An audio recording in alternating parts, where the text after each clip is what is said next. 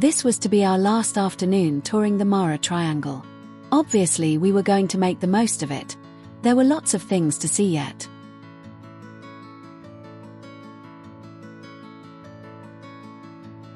One species that we were keen to see was the Nile crocodile. Our first was a rather small one. We would hope for a more substantial one later. Nearby was our first black-lord babbler. We were still finding new species here, but we were also happy to see better views of those we'd seen earlier. Our best views of male pin-tailed wydar were next and very welcome. The slight streaking on the wings of this male bird suggests that it is in transitional plumage from breeding to non-breeding. In non-breeding plumage, the males are completely brown and streaky above, similar to the females, and they lose the spectacular tail. Pin-tailed wydars lay their eggs in the nests of waxbill species, but do not destroy the host's eggs like common cuckoos.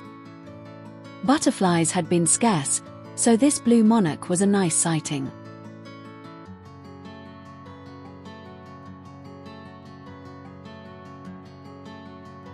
It is always worth stopping for a grey-crowned crane. A new starling. These African starlings were spectacular, and none more so than the fabulous greater blue-eared starling. That colour was amazing.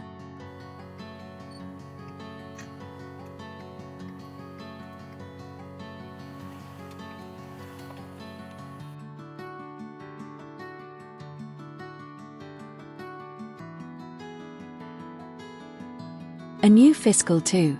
This is a male grey-backed fiscal as it lacks a chestnut flank patch, found on females. And of course some Maasai giraffes.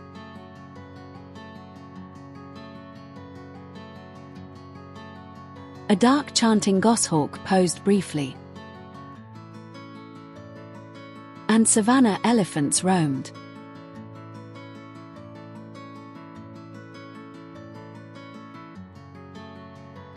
We were approaching a small wetland area, occupied by some of the usual suspects, such as little egret and great egret.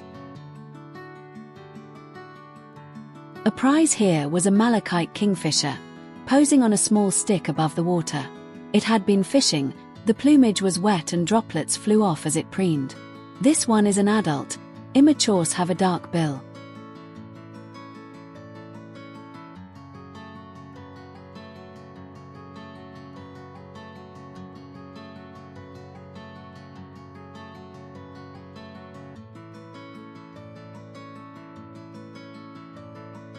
Also in residence near the wetland was this rufous-bellied heron, the only one we were to see.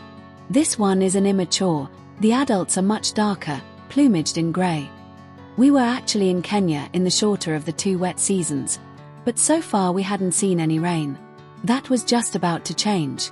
We were going to have lunch, but it started raining, so the likes of the picnic tree were not feasible. Instead, we headed to the airstrip for the Mara Serena Lodge, where we could take over the small shelter. The roof had nests for wire-tailed swallows, which kept us entertained.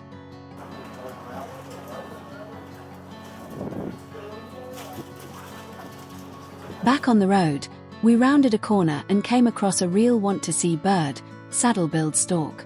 This is definitely not a guaranteed species, so we felt very lucky, even though it kept itself rather buried in the grass.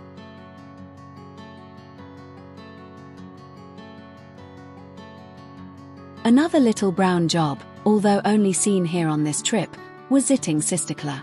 The cisticolas do all look very similar. We were off. Our guides had got some information on the radio, although in Swahili, so we had no idea what. We were going for it though. It was a black rhinoceros. A great prize and definitely not guaranteed.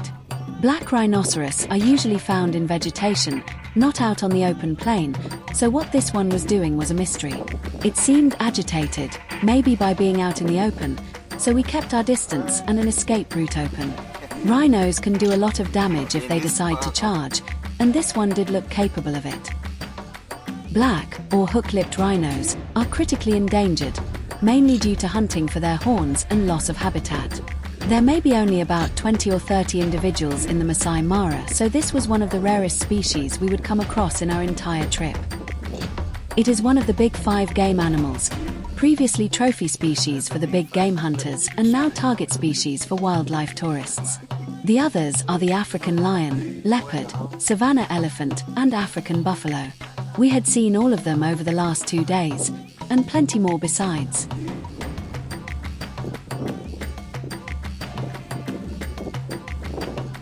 Red-billed oxpeckers were swooping in to land on our rhino's back. They didn't seem concerned about this impressive beast. In fact, the oxpecker's special relationship with rhinos is reflected in its Swahili name, Askari Wakifaru, meaning the rhino's guard.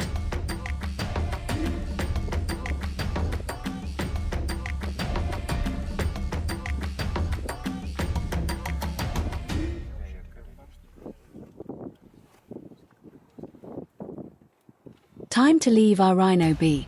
Although as we left we passed a couple of other safari trucks heading in his direction.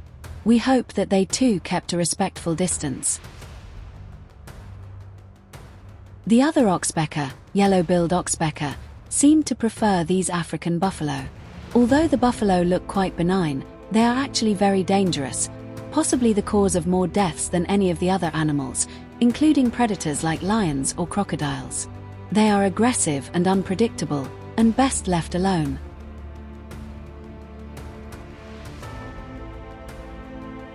It was nice to see Koki Franklin again.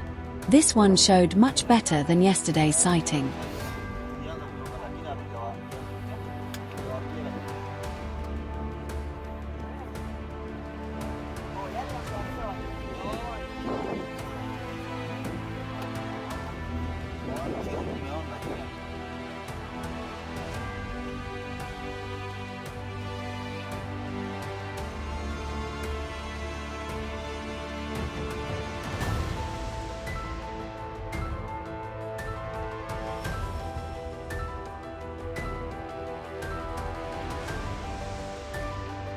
A black-backed jackal stubbornly refused to show its face. Luckily, lilac-breasted roller had no such aversion, and we got beautiful views and excellent photo opportunities of this individual, which was positively glowing in the late afternoon sun.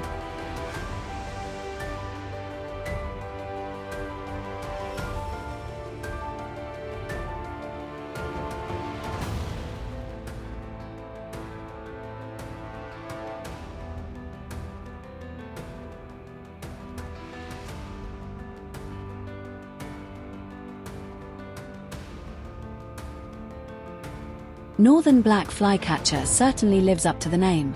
And we found a black-bellied bustard roaming the grasslands too. This bird caused some discussion, but better views and photos clinched the identification as a common, or Eurasian cuckoo, possibly a freshly arrived winter migrant.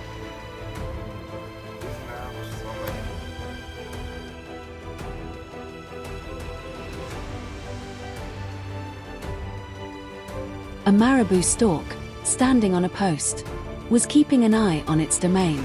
These birds are carrion feeders, often competing with vultures at corpses, and the bare head is an adaptation similar to that of the vultures, to prevent the head feathers getting caked in blood and tissue.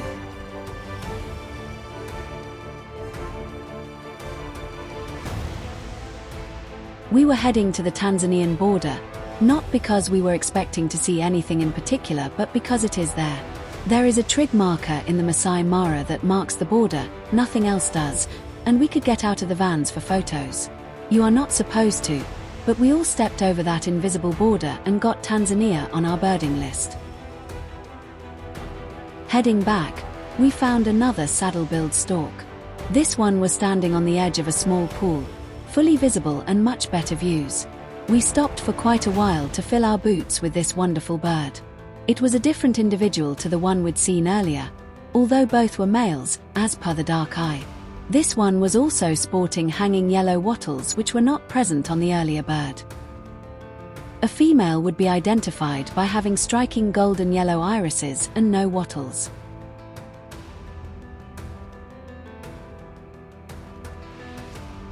It was odd to consider that the nearest relative to this species is actually the black-necked stork, or jabiru, that we'd seen in Australia.